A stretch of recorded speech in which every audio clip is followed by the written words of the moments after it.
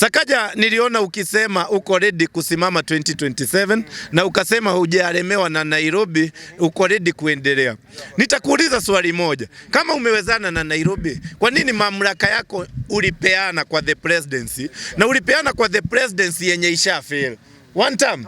Tunajua the presidency imeangusha kila kitu. Kwa nini ulipeana mamlaka? So unataka second term ndio uendelee kupeana mamlaka ama unataka second term ukue nini?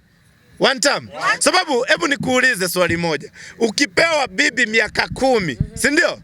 Badala ya kupata mimba anangolewa ile kitu ya kupata mimba. Unastahili kupewa bibi mwingine wa nini? Hakuna haja. One time. Unatafuta mwingine ukilemewa umelemea.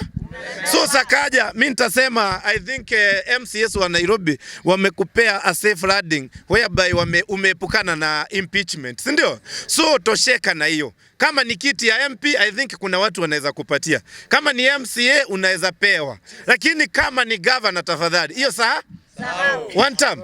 Sababu kama senator niliona aliperform kidogo. Lakini kama governor, huyu ni kasia mjinga sana. One time. Yani he believes everything lazima haribu ndio atengeneze. Tuliona uwanja yetu hapa Githurai. Si aliharibu? Akaweka dimpo katikati. Sasa uwanja inahitaji dimpo ama mipira? Mipira.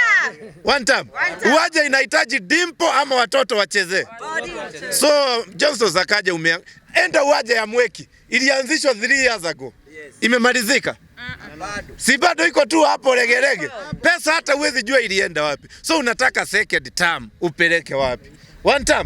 Hata tusiguzie drainage sababu tunajua hii ni hereditary disease.